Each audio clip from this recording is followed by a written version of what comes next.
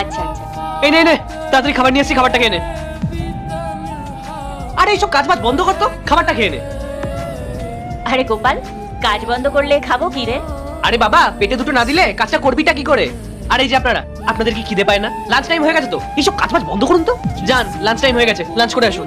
আর তুই এসব কাজ বাজ সব বন্ধ কর, তাড়াতাড়ি লাঞ্চটা কর। গোপাল, খুব ইম্পর্টেন্ট মিটিং চলছে, একটু বাদে খাচ্ছি।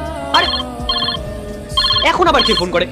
হ্যালো, হ্যাঁ ম্যাডাম এখন লাঞ্চ করছে, লাঞ্চ টাইম ওভার হয়ে গেলে তারপরে ফোন করবেন, আপনারাও লাঞ্চ করে নিন। গোপাল, এসব কি হচ্ছে? তুই কলটা রিসিভ করে আবার কেটেও দিলি। ইম্পর্টেন্ট কলও তো হতে পারতো। এই শোন, কাজ না তুই সারা জীবন করতে পারবি, আর কাজ করার জন্য না কিছু খাবার প্রয়োজন। আর তাই বেশি কথা না বলে চুপচাপ খাবারটা খেয়ে নে। ম্যাডাম, এই চাকরটা কিছু না বলেই আপনার অফিসে ঢুকে পড়লো, আর তারপর আমাদের একটা ইম্পর্টেন্ট মিটিং চলছিল, ওর ফাইলটাও টেনে নিয়ে নিল।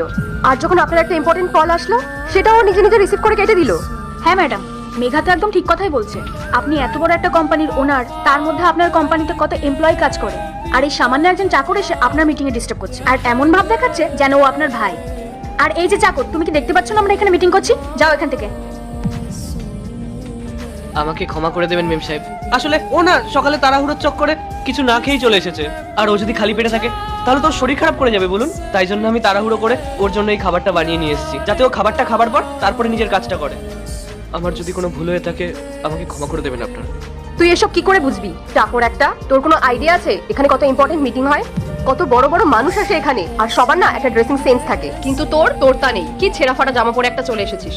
বোকার মতো দাঁড়িয়ে দাঁড়িয়ে কি দেখছিস? তোকে এত কিছু বলা হলো, তারপরেও তোর লজ্জা নেই? বেরিয়ে যা না এখান থেকে।